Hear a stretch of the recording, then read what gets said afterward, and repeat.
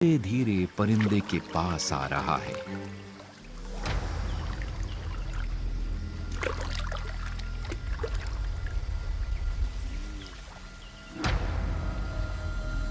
खूबसूरत रंगों वाली ये मादा स्टोक अब अपने असली रंग दिखाती है।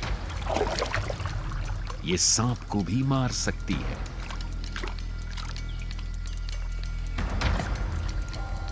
कोबरा कोई मामूली दुश्मन नहीं है और ये तेज साइटोटॉक्सिक जहर से लैस है, लेकिन इसके दांत स्टोक की मोटी चोंच को नहीं छेद सकते। अब दूसरा उपाय। ये 90% सटीकता के साथ अपने जहर की धार को लगभग 2 मीटर तक फेंक सकता है और फुर्ती से इधर उधर मुड़कर स्टोक के हमले से बच सकता है।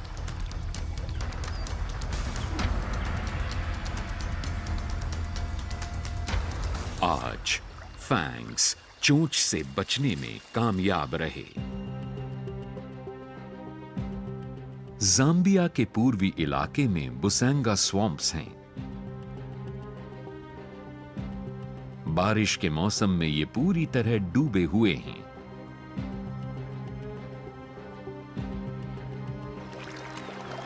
घटता हुआ पानी अब शेरों के झुंड के लिए वापस आने का संकेत है।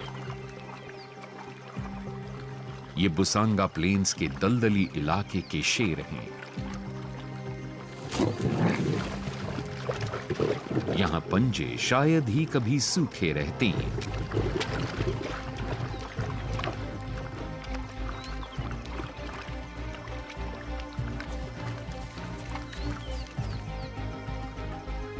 क्योंकि इनके शिकार हैं अफ्रीका में पानी को सबसे ज्यादा पसंद करने वाले हिरण।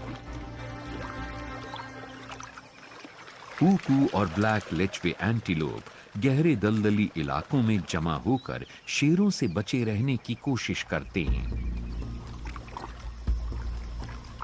दलदली इलाके की जिंदगी में ढले शेरों के इस झुंड ने शिकार के तरीके को निखार लिया है। लेकिन बुसांगा के सबसे ऊंचे दर्जे के शिकारियों में शेर अकेले नहीं हैं। पानी में नाइल क्रोकोडाइल्स का पलड़ा भारी रहता है।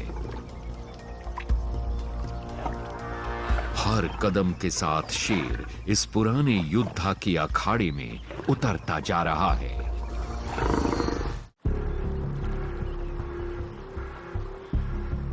शिकार करने के सबसे अच्छे इलाकों तक पहुंचने के लिए बुसांगा स्वॉम्प्स के शेरों को मगरमच्छों से भरे पानी में उतरना पड़ता है।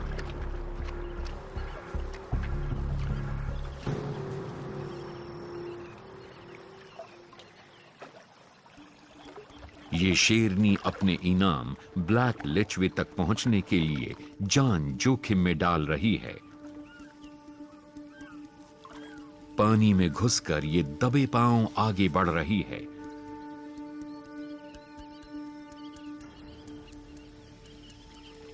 इसे शिकार के बहुत करीब पहुंचना होगा, यानी बहुत करीब। ऊंची घास में छिपकर इसने शिकार को अपने पास आने दिया।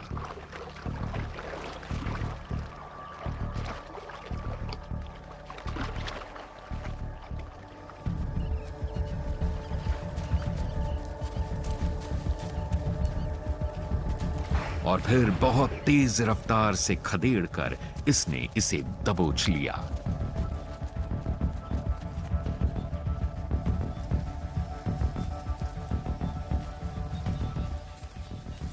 इसकी कामयाबी का मतलब है कि ये अपना और अपने 3 भूखे बच्चों का पेट भर पाएगी।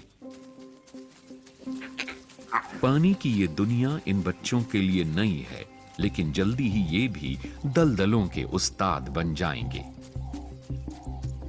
इनकी मां बहुत अच्छी टीचर है।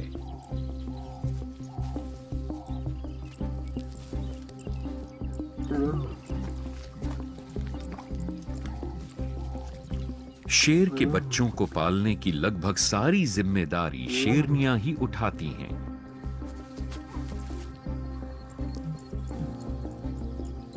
लेकिन दलदल के कुछ जीवों के बच्चों को अपने बूते पर रहना पड़ता है।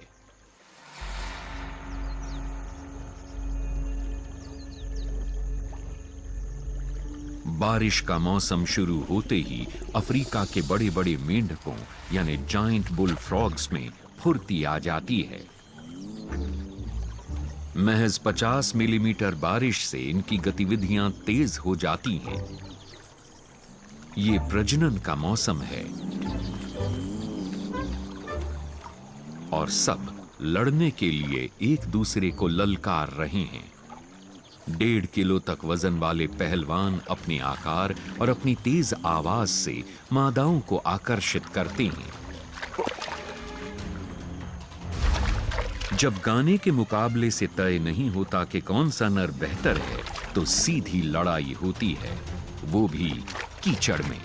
ये एक दूसरे को काटकर, सिर टकराकर और शरीर से टक्कर मारकर दुश्मनों को पछाड़ने और मादाओं को प्रभावित करने की कोशिश करते हैं। अपनी पिछली टांगों से ये एक बार में 2 मीटर तक उछल सकता है। पूरी रफ्तार से उछलकर ये दुश्मन पर जबरदस्त वार कर सकता है। इसके निचले जबड़े में मौजूद दांत जैसी 3 हड्डियां बहुत जोर से काट सकती हैं। जीतने वाले को ज्यादा से ज्यादा मादाओं से मिलन करने का हक मिलता है और उसकी सबसे ज्यादा संतानें पैदा होती हैं।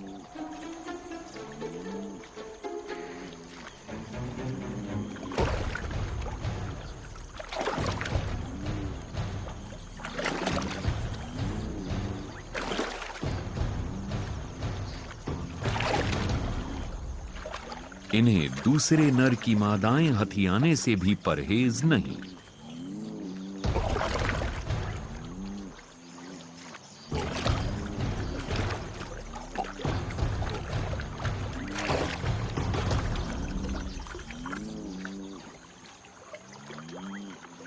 मिलन का मौसम खत्म हो गया और मादाओं ने अंडे दे दिए।